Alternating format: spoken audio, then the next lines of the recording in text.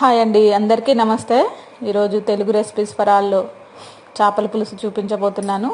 దాంట్లో స్పెషల్ ఏంటంటే కుండలో చూపిస్తున్నాను నేను ఈరోజు. ఈ కుండ ముందు మీరు తెచ్చుకున్న తర్వాత ఫస్ట్ చేయాల్సిన పని ఏంటంటే ఒక 1 అవర్ 2 అవర్స్ పాటు వాటర్ వేసి మీరు అలా పెట్టేయండి పక్కన.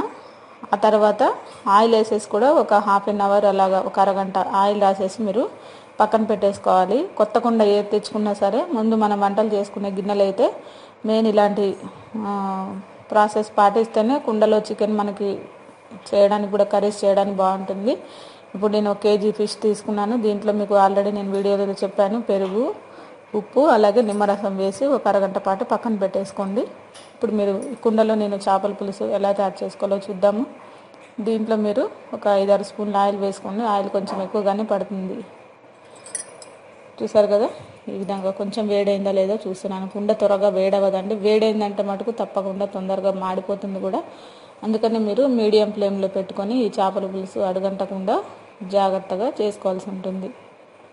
చూసారు కదా, హీట్ అయిందంటే మటుకు ఇది తొందరగా అయిపోతూనే ఉంటుంది దీంట్లో కర్రీస్. ఇప్పుడు దీంట్లో కరివేపాకు అలాగే 1 స్పూను 2 స్పూనున్నర అల్లం వెల్లుల్లి పేస్ట్.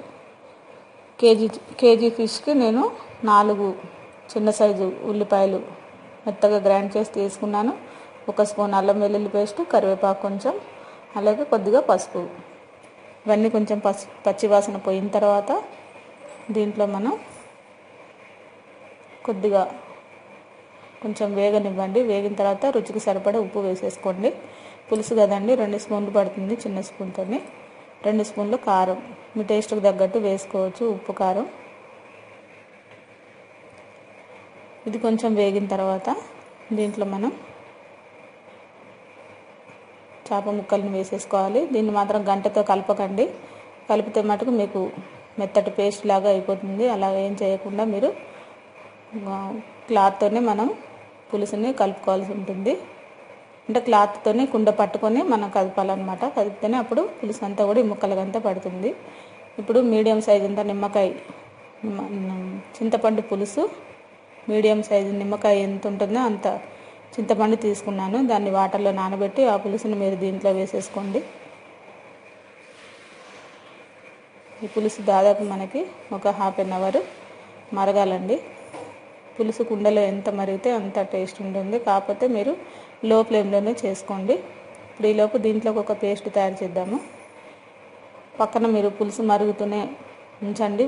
ఈలోపు మీరు ఒక పేస్ట్ని తయారు చేసుకోండి. చేపల పులుసులోకి కొద్దిగా ఆయిల్ 2 స్పూన్లు వేసుకొని ఒక చిన్న సైజు ఉల్లిపాయ కట్ చేసి ఫ్రై చేసుకోండి. కొద్దిగా గోల్డెన్ బ్రౌన్ కలర్ వచ్చే వరకు ఫ్రై చేసుకోవాలి దీన్ని. ఇది వేగుతున్న టైంలోనే మీరు దీంట్లో ధనియాలు 1 స్పూను, 4-5 లవంగాలు తీసుకోండి. షాజీరా 1/2 స్పూన్ తీసుకోండి. అలాగే దాల్చిన చెక్క 1 లేదా 2. వీటిని కొంచెం దూరగా ఫ్రై చేసుకోండి. కొద్దిగా ఫ్రై అయిన తర్వాత దీంట్లో పుదీనా కూడా వేసేసి ఫ్రై చేసేసుకోండి.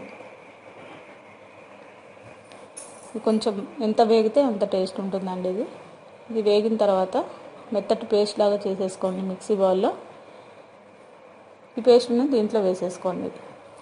ఇది సపరేట్ ఫ్లేవర్ ఉంటుంది మనకి ఈ పేస్ట్ ద్వారా. ఒకవేళ పుదీనా ఇష్టం లేని వాళ్ళు అవాయిడ్ చేయొచ్చండి. నేను మాత్రం పుదీనా వేసాను, కొంచెం ఫ్లేవర్ బాగుంటుందని.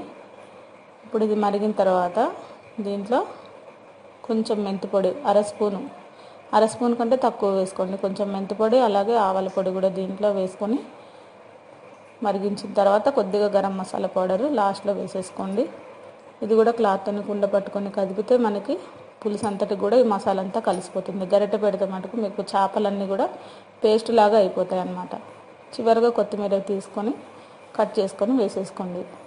మీకు చక్కగా కుండలో చికెన్ కానీ అలాగే బిర్యానీ కానీ ఫిష్ కర్రీ కానీ అన్నీ కూడా చాలా రుచిగా ఉంటాయండి. సపరేట్ టేస్ట్ ఉంటుంది. ఇది చేసిన రోజు కంటే మరుసటి రోజున చాలా రుచిగా ఉంటుంది. ఈ రెసిపీ మీకు నచ్చినట్లయితే లైక్ చేయండి, షేర్ చేయండి, సబ్స్క్రైబ్ చేయండి. అందరికీ థ్యాంక్ యూ అండి.